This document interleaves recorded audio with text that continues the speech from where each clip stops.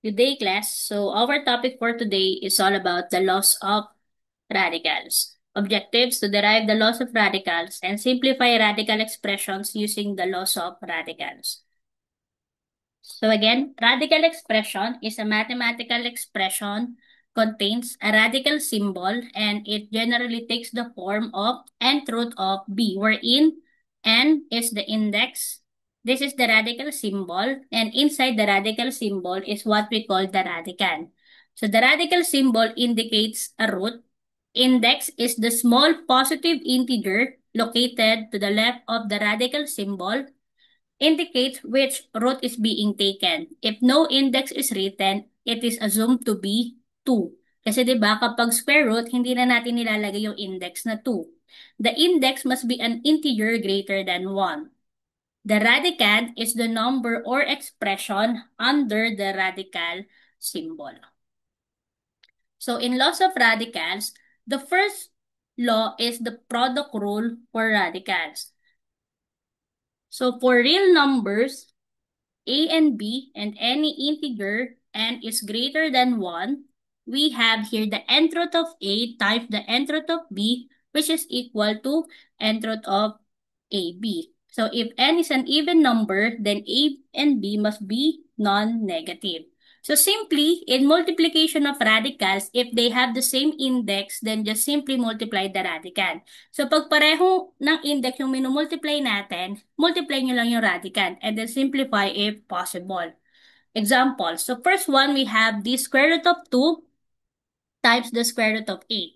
So if you will notice, same sila ng index, which is 2. So multiply lang natin. Magiging square root of 2 times 8, and 2 times 8 is equal to 16. Square root of 16, pwede pa bang masimplify? Yes, because 16 is a perfect square. So final answer is 4.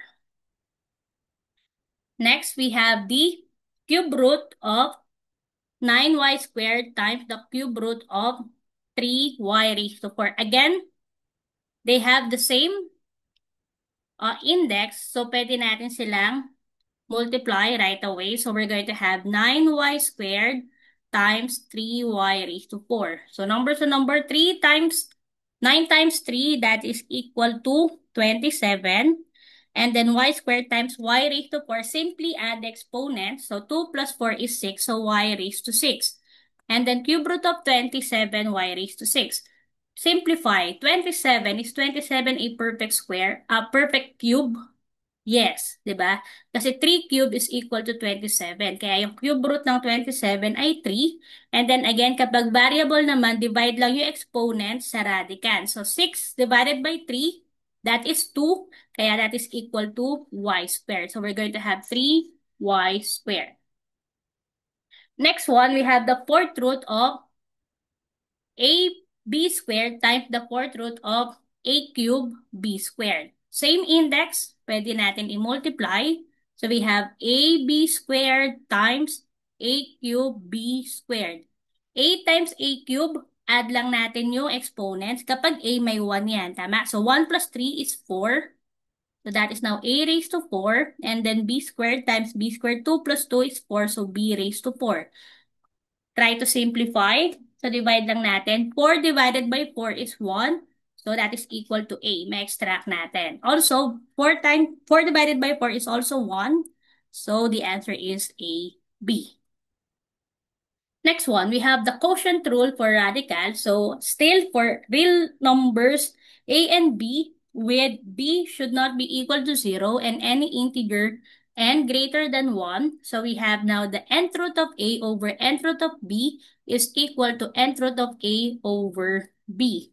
So, if n is an even number, then A and B must be non-negative and B must be positive.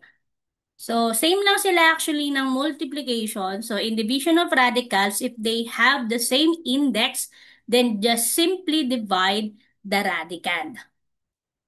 Examples, we have square root of 50 divided by or over square root of 2. So, they have the same index. So, pwede natin gawing square root of 50 over 2. And then, 50 divided by 2, that is 25. So, we're going to have square root of 25. 25 is a perfect square, so pwede natin extract. So what is the square root of 25? That is now equal to 5. Next, we have the fourth root of 16x raised to 5 divided by fourth root of x. That will be equal to the fourth root of 16x raised to 5 over x. Si 16, wala naman tayong i-divide sa kanya, so kay variable lang. X raised to 5 divided by x, subtract lang yung exponent. So 5 minus 1, that is 4. So we're going to have the fourth root of 16x raised to 4. Then let's try to extract or simplify. Fourth root of 16. Is 16 a perfect fourth power? Yes, because that is also equal to 2 raised to 4. Tama? So, the fourth root of 16 is 2. And then sa variable, divide lang ulit natin. 4 divided by 4, that is now equal to 1. So, we're going to have 2x. Okay? Next, we have the cube root of 24a raised to 17 over cube root of 3a squared. Same index. So this is equal now to 24a raised to 17 all over 3a squared. Divide lang natin. 24 divided by 3, that is now equal to 8. Then a raised to 17 divided by a squared. Subtract 17 minus 2 is 15. So a raised to 15. Simplify. Cube root of 8. 8 is a perfect cube. Kaya ang cube root niya will be 2. And then a raised to 15, divide lang. 15 divided by 3 is 5. So that is equal to a raised to 5. So we're going to have 2a raised to 5. Simplifying radical expressions using the laws of radical. So simplified form of a square root radical. Meron tayong mga conditions, okay? Condition 1, other than 1, the radicand must not have perfect square factor. Kapag may perfect square factor pa yung radicand, kahit ibig sabihin, hindi pa siya naka-simplest form. And no fractions appear in the radicand and no radicand appears in the denominator of a fraction. So, bawal magkaroon ng radical sa denominator kasi pag merong radical sa denominator, kailangan pa nating i-rationalize. Okay, example. We have the square root of 12. Ang question, perfect square ba si 12? Hindi. Tama? Pero i-check natin kung pwede pa siyang masimplify. So, paano? So, identify the factors of 12, which one of its factor is a perfect square. So, take note that it must be the greatest perfect square factor. So, ano ba yung mga factor ni 12 na may perfect square? So, pwedeng actually, unang-una, pwede yung 1 times 12, right? Because 1 is a perfect square. Meron pa ba na merong perfect square? Meron pa, pwedeng 4 times 3. Tama? Ang kukunin natin dyan ay yung greatest perfect square factor. So that is 4 times 3. Ibig sabihin, yung square root of 12, pwede nating isulat as square root of 4 times 3. Okay, now, since si 4 ay perfect square, ibig sabihin, pwede natin i-extract. Tama? So, sabi, in this example, 4 and 3 are the factors of 12. So, 4 is the greatest perfect square factor of 12. Now, what is the square root of 4? That is 2. Ibig sabihin, malalabas natin yon. So, we're going to have 2. Si 3 ba pwede? Hindi na yan. So, nasa loob pa rin siya ng radical. Kaya, we're going to have 2 square root of 3. Okay? Next. So, we have x raised to 5. So dito, to extract the square root of a variable, so divide the exponent by 2. So if there's a remainder, keep that variable with the remainder inside the radical. So si 5, di ba ang index ni square root ay 2. Divide natin, 5 divided by 2, actually hindi siya whole number, may remainder, di ba? Kasi 5 divided by 2 is 2 remainder 1. Okay? Yung answer natin na 2, ibig sabihin ay yung ma-extract natin. So, that will be equal to x. Ang exponent niya will be 2. And then, yung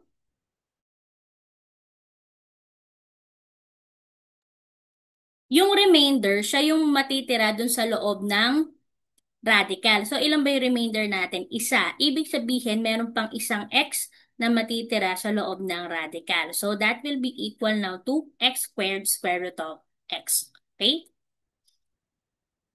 So, now let's try to simplify the following radical expressions. First one is the square root of 200. Square root of 200. So, 200 is not a perfect square. But, let's try to think kung may factor pa ba si 200 kung saan yung isa sa factor niya ay perfect square. Kailangan yung highest. Actually, madami yan, di ba? Pwedeng 25 times 8, di ba? Marami siyang factors. Pero, ano doon yung highest na perfect square factor niya? Actually, ang highest perfect square factor, ano-ano ba kasi? Sige, pwede natin i-type. Ano ba yung mga perfect square factor? Pwedeng 1 times 200, of course. Pwede din namang, pwede ding 4 times 50. Tama? Ano pa? Pwedeng 25 times 8. And lastly, pwedeng 100 times 2. So, ang kukunin natin lagi yung highest perfect square factor, and that is 100 times 2. So, ibig sabihin, square root of 200 can be written as square root of 100 times 2. And then, extract natin, what is the square root of 100? That is 10. So, our answer should be 10 square root of 2. Okay? Next, we have 20x cubed. Kapag ganyan, actually, pwede naman natin paghiwalayin. Pwede natin gawin square root of 20 times square root of x cubed. Okay? So now, square root of 20, hindi siya perfect square, pero ano yung mga factors niya na merong perfect square? That is 4 times 5. Tama? Kasi 4 is a perfect square. So times x cubed. Okay. So dito muna tayo. Square root of 4, that is 2. And then yung square root of 5, si 5 matitira sa loob ng square root. So we have 2 square root of 5. This time, dito naman tayo, x cubed. So divide natin. 3 divided by 2, that is 1. May remainder ba? Meron. Remainder 1. So ibig sabihin dito, ang malalabas natin isang x, right? Whole number. So we're going to have x. May natira ba? Meron, isa. So x square root of x. Kapag ganyan na, final answer, gagawin nyo lang lahat ng nasa labas ng radical pagsamahin. So that is 2x. And then yung mga nasa loob ng radical pagsamahin din. So we're going to have 2x square root of 5x. Ganun lang. Pwede yung paghiwalayin para hindi kayo malito. Okay? Next, number 3 muna. So for number 3, we have 45 a raised to 5 b squared. So again, paghiwalayin natin, so we can have square root of 45 times square root of a raised to 5 times b squared. Una muna 45. Ano yung factor ni 45 na merong perfect square? So factor niya is 9 times 5. Okay? Times a raised to 5 b squared. Okay. So now, kunin natin square root ni 9. Square root of 9 is 3. So we have 3 square root of 5 times.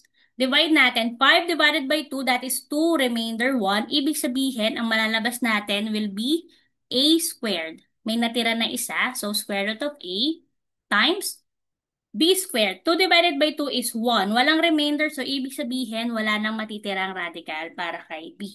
Okay? After that, pagsamahin lang lahat ng nasa labas. So we have 3a squared and b. So 3a squared b. And then yung natira sa loob ng radical will be 5a. So ito na yung answer natin. Okay? Next. Kapag ganito naman, ang gagawin muna natin ay multiply lang muna natin. Okay? Same naman kasi sila ng, this is the product rule na, di ba? Same sila ng index. So, pwede natin pagsamahin. We can have 3x raised to 7 times 24x raised to 9. Number sa number muna. 3 times 24, that is equal to 72. So, square root of 72. And then x raised to 7 times x raised to 9, add lang natin exponents.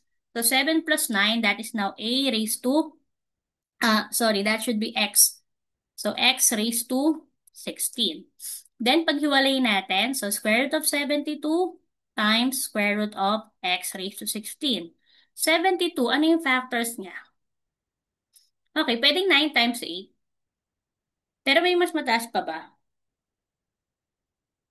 Try to think. Actually, meron. Ang pinakamataas niya na perfect square factors will be 36 times 2. Okay, so yun yung gagamitin natin. So that should be square root of 36 times 2 times square root of x raised to 16. Square root of 36, that is 6. So square root of 2 times, divide natin, 16 divided by 2 is 8. May remainder, wala. So wala nang matitirang radical dyan. So we have x raised to 16. Okay? Then, yung mga nasa labas, pagsamahin. So, we have 6, x raised to 16. Then, natira si square root of 2. This will be the answer. Next, we have square root of 28z raised to 6 over square root of 7z. So, same index. Pagsamahin natin, z raised to 6 over 7z raised to 7z lang. Okay, and then simplify 28 divided by 7, that is equal to 4, right? And then z raised to 6, that is now equal to z raised to 5. Okay, equal now to square root of 4 times square root of z raised to 5. Square root of 4, perfect square na siya, tama? That is equal to 2 times z raised to 5, divide natin. 5 divided by 2 is 2, remainder 1. So, malalabas natin ay z squared at may matitirang isang c. Therefore, our answer will be 2z squared square root of z. Next, we have 6m over 50. So, 6 divided by 50, pwede ba? Hindi pwede, pero pwede nating i-simplify. Diba? So, 6 and 50, both can be divided by 2. So, 6 divided by 2, magiging 3m, and then 50 divided by 2 is 25. Kapag ganyan, pwede din natin yung paghiwalayan, numerator tsaka denominator. So, magiging square root of 3m over square root of 25. Now, square root of 3, may perfect factor ba si 3? Aside from 1, wala. Same with m. So, 1 divided by 2 cannot be naman. Remainder lang din yun. Hindi pwede. So, nasa loob lang din siya.